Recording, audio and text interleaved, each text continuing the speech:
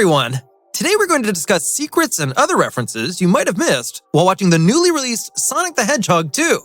If you liked the video, be sure to leave us a like and subscribe to the channel to not miss out on any future content regarding your favorite animation movies. We're going to discuss some heavy spoilers for the movie, so be sure to watch the movie first and then come back. Without further ado, let's get started.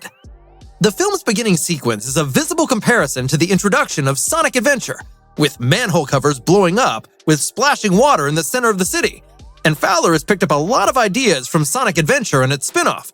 Whereas this marked the advent of the water being chaos in the video game, it was more of a playful Easter egg for fans of the series now. While Sonic hasn't ever managed to reach his apex 90s and totally and utterly destroyed some 6 skateboard steam in his original game series, classic Sonic in Sonic Generations could use a skateboard easily. Sonic actually drove along on a hoverboard in the driving game Sonic Riders, which is not essentially a hoverboard. Accordingly, the snowboarding pattern in Sonic 2 is much more comparable to the snowboarding stage from Sonic Adventure, especially the part where a metal scrap is used as the board. There's also a good amount of Sonic Adventure 2 references that suggest what is to come in Sonic's upcoming years. The completely fictitious mystery institution found in the Adventure series, the Guardian Units of Nations, or GUN, is formally introduced in the movie. One of their legendary choppers, which carries Tom and Maddie back to the Green Hills, seems to have the alphabetic characters SA2 authored on the turbine of the plane. There seem to be plenty of adventure storyline links, as well as Gun's active participation in Shadow the Hedgehog. Fans might not have been amazed to realize the reference to Project Shadow, namely the Shadow the Hedgehog in the film's credit image. "Since I've been gone," Robotnik explains, "I've discovered the source of ultimate power." Robotnik was last seen in the Mushroom Planet, which mirrored the Mushroom Hill Zone from Sonic and Knuckles. The emerald observed is Master Emerald, which rules all of the other Chaos Emeralds. This is due to its shade of green, massive size, and Robotnik's proclamation of supreme power and authority.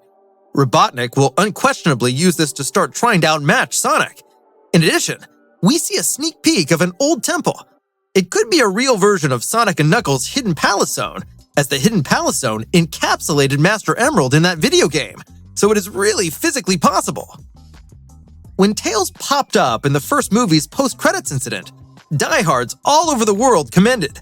Colleen O'Shaughnessy, the present vocalist of Tails in gameplay and television shows, voiced him in that brief mention. Fans dared to hope she'd be able to come back for the spin-off, instead of just being supplanted by a famous pop star. And thank goodness her tone has been trained up and is prominently displayed in the movie. She also ends up getting to scream and shout Sonic like Tails used to whenever he ended up dead in Sonic Adventure 2. Curiously, it seems that Tails and Sonic never once have met previously, but they show up to become good pals. The distinct and unique red propeller plane first showed up in Sonic the Hedgehog 2 for the Sega Genesis. The plane showed up notably in the Sky Chase Zone, where Sonic strikes adversaries and Tails ploys to capture him. The tornado has indeed made appearances in various reincarnations of the Sonic film series, with various revamps and additional accessories. The addition in the movie is perhaps most comparable to Sonic the Hedgehog 2 on Genesis. The proportion 761 on the plane is yet another vague reference from Fowler to Mike Patton's 1993 novel Stay Sonic. It presents a comprehensive backstory for Sonic predicated on Sega's earliest Sonic Bible. The amount 761 refers specifically to Sonic's highest speed ever documented, which is 761 miles per hour. They're also finalizing door visuals on the aircraft's rear and bottom half, which are commonly shown at the end of stages in ancient 16-bit Sonic video games. Sonic is shown running and jumping across what seems to be a magma-filled passageway. Because Knuckles makes an appearance in this movie, it's very highly probable that this scene is a direct reference to Lava Reef Zone, which emerges in Sonic and Knuckles. Robotnik pilots a device matching the Eggmobile from the classic Sonic video game. All through the numerous Sonic story arcs, the device has been provided multiple different labels, such as the Egg-O-Matic in Adventures of Sonic the Hedgehog. Robotnik developed and tested a jet engine device in the first live-action film, but this one really draws far more motivation from video games. Robotnik's centralized magnetic creature in the final sequence is a mildly revamped Death Egg, one among his most threatening creations, built to operate on the Chaos Fuel discovered in Chaos Emeralds. The nearest pictorial contrast in aspects of Death Egg layout seems to be the final encounter battle of Sonic the Hedgehog 2, a smart sequel correlation by Fowler. When Idris Elba was revealed as the voice of Sonic's welcoming archenemy, the internet jointly whacked on its door. Knuckles first popped up as an anti-hero in Sonic the Hedgehog 3, and then became a recurring character in Sonic and Knuckles. Ever since, Knuckles seems to have become a series regular feature, commonly making an appearance as a featured player and primary actor in numerous Sonic sequels. Knuckles in Sonic 2 seems to be the Knuckles from the game's authentic manifestations. He's a hard as nails and a deserving adversary for Sonic, as contrasted to some of his more recent episodes, in which he's depicted as a likable macho man, such as in Sonic Boom. Furthermore, Elba's tone is instantaneously controlling and borderline awesome. His line, "Do I look like I need your power?" is the substance of offbeat Sonic fanfiction. It's best suited. In the spirit of Robotnik, Agent Stone's coffee shop, the Mean Bean, appears to contain an intelligent reference to a slightly less famous Sonic video game, Dr. Eggman's Mean Bean Machine. In reality, of course, Stone's coffee house that transforms into his lair is the place of residence of a myriad of hidden references to be unearthed by the villainous Egg Maniac.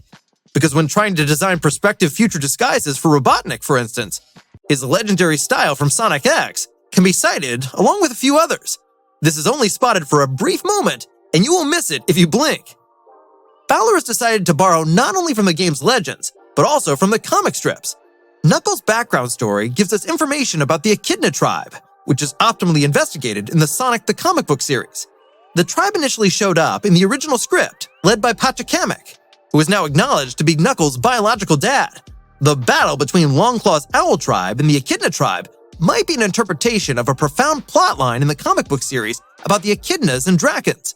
In the comic strips, the Echidnas are obliged to defend the gemstones from the Drakons, the Emerald's classic producers who pursued them to overcome the entire universe.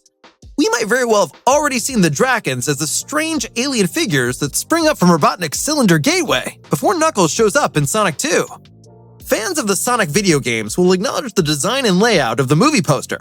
Sonic and Tails can be seen standing right next to each other in the center of the frame, at the front of a huge red 2 that is snipped in gold and encased in a crosshatch pattern.